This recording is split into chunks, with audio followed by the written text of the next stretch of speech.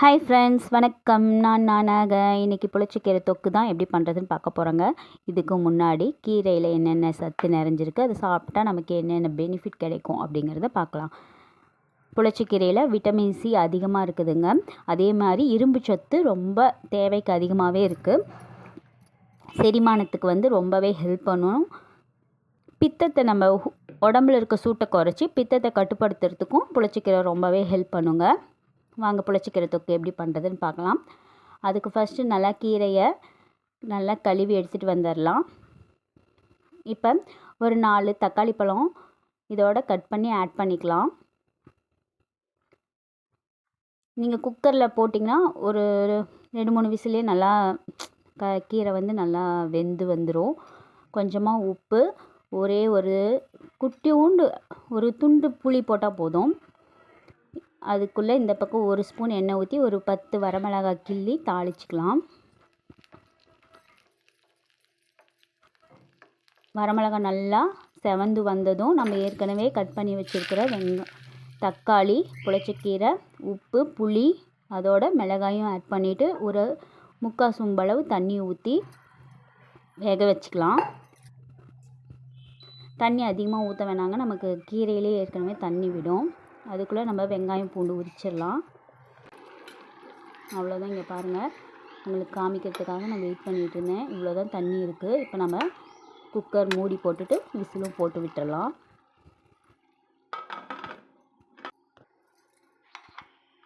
நம்ம வெங்காயம் பூண்டு ஏற்கனவே உரித்து எடுத்து வச்சுருக்கோம். அதை ஒரு வடை சட்டியில் போட்டுக்கலாம்.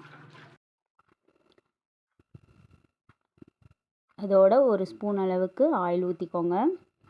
நம்ம தொக்கு பண்ணும்போது கொஞ்சம் ஆயில் சேர்த்தி தான் தேவைப்படும். ஒரு 1/4 ஸ்பூன் வர கொத்தமல்லி ஆட் பண்ணியிருக்கேன். இந்த வெங்காயமும் பூண்டும் நல்லா பொன்னிறமாக வதங்கி வரணும். மத்து போட்டு கடைஞ்சால் நல்லா மசிஞ்சிடணும். அந்தளவுக்கு நல்லா எண்ணெயிலே வணங்கட்டும். ஒரு 1/2 ஸ்பூன் அளவுக்கு பெருங்காயத்தூள் ஆட் பண்ணிக்கோங்க. 2 காஞ்ச மிளகாய் கிள்ளி போட்டுக்கலாம். இந்த ஸ்டேஜ் வரணுங்க. அது வரைக்கும் நம்ம நல்லா வணக்கி எடுத்துக்கலாம். இந்த பக்கம் நம்மளோட புளிச்சக்கீரையும் வெந்துருச்சு. பாருங்கள் எவ்வளோ பூ போல் வெந்திருக்கு. கீரை, தக்காளி பழம் எல்லாம் நல்லா வெந்து வந்துருச்சு. ஒரு 3 விசில் இல்லைன்னா 1 விசில்லே நல்லா வெந்துடும். நம்ம குண்டால் போட்டோம்னா தான் கொஞ்சம் லேட் ஆகும். குக்கரில் போட்டால் சீக்கிரம் வெந்துடும். அவ்வளோதான். நம்ம வணக்கி வச்சுருக்க வெங்காயம் பூண்டோட புளிச்சக்கீரையும் ஆட் பண்ணி நல்லா அந்த எண்ணெயோடு நல்லா வணங்கி வரணும்.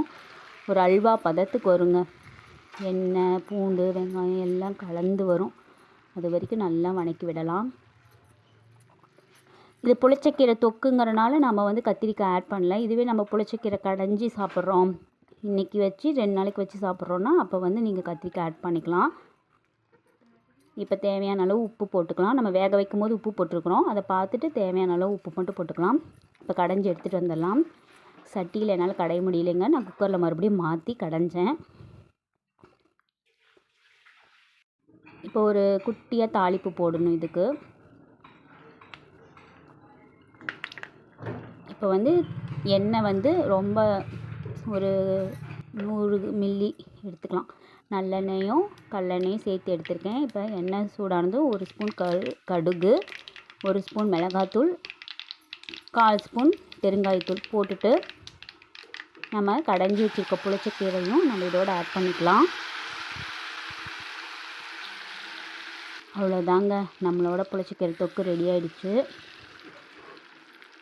இந்த எண்ணெயும் அந்த புளிச்சக்கீரையோடு நல்லா சேர்ந்து கலந்து அல்வா பதம் வரும். இப்போ அல்வா நம்ம செய்யும் போது எப்படி எண்ணெய் மேலே பிரிஞ்சு வருமோ அந்த ஸ்டேஜ் வரும். அது வரைக்கும் நம்ம நல்லா கிண்டி விட்டுட்டே இருக்கணும். இந்த புளிச்சக்கீரை தொக்கு நீங்கள் 1 மாதம் ஆனாலும் கெடாமல் இருக்கும். நான் கொஞ்சம் எண்ணெய் கம்மியாக தான் ஊற்றிருக்கேன். உங்களுக்கு வேணுமா இன்னும் கொஞ்சம் சேர்த்து ஊற்றிக்கோங்க. உப்பு கம்மியாக இருந்துச்சு, அதனால் உப்பும் ஆட் பண்ணிக்கிட்டேன். நான் இந்த மாதிரி செஞ்சு சாப்பிட்டதே இல்லைங்க, ஆனால் இந்த தடவை ட்ரை பண்ணி பார்த்தேன். சூப்பராக இருந்துச்சுங்க. எங்கள் அக்கா ஒருத்தர் அவங்க வீட்டு பக்கம் செஞ்சாங்கன்னு சொல்லி கொடுத்தாங்க. அது சாப்பிட்டு பார்த்ததுலேருந்து எனக்கு அது வேணும் வேணும் அப்படின்னு கேட்டுகிட்டே இருந்தேன். ஆனால் அவங்க அதுக்கப்புறம் செய்யலை. நான் காசு கூட கொடுக்குறேன் செஞ்சு கொடுக்க சொல்லுன்னு. ஆனால் அவங்க அது செய்யலைன்னு சொல்லிட்டாங்க. ஸோ நாம்ளே ட்ரை பண்ணி பார்க்கலான்னு ட்ரை பண்ணி பார்த்தேங்க. சூப்பராக வந்துச்சு. நீங்களும் இதே மாதிரி ட்ரை பண்ணி பாருங்கள்.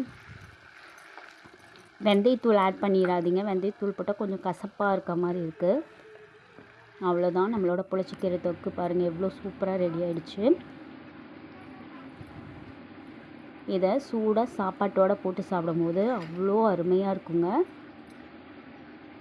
உங்களுக்கு பிடிச்சிருந்தா நீங்களும் இதே மாதிரி செஞ்சு சாப்பிட்டு பார்த்துட்டு எப்படி வந்துச்சுன்னு கண்டிப்பாக கமெண்ட் பண்ணுங்கள். பிடிச்சிருந்தா லைக் பண்ணுங்கள், ஷேர் பண்ணுங்கள், சப்ஸ்கிரைப் பண்ணிக்கோங்க. வாங்க எல்லோரும் சாப்பிட்லாம். இதை ஒரு பாத்திரத்தில் மாற்றி வச்சுட்டு வடை சட்டியிலேயே சாப்பாடு போட்டு பிசைஞ்சு சாப்பிட்லான்னு சொல்லி முடிவு பண்ணியாச்சுங்க. வாங்க எல்லோரும் சாப்பிட்லாம். அது பார்க்கும்போதே மறுபடியும் டெம்ட் ஆகுதுங்க. நான் வாய்ஸ் ரெக்கார்ட் கொடுத்துட்ருக்கும் போதே மறுபடியும் சாப்பிட்ணும் போல் ஃபீல் ஆகுது. முடிச்சுட்டு போய் சாப்பிட்றேன். யாருக்கெல்லாம் புளிச்சக்கீரை தொக்கு பிடிக்கும்னு சொல்லி கண்டிப்பாக கமெண்ட் பண்ணுங்கள். இதே மாதிரி யூஸ்ஃபுல்லான இன்னொரு விளாகில் மறுபடியும் பார்க்குறேன். பாய்.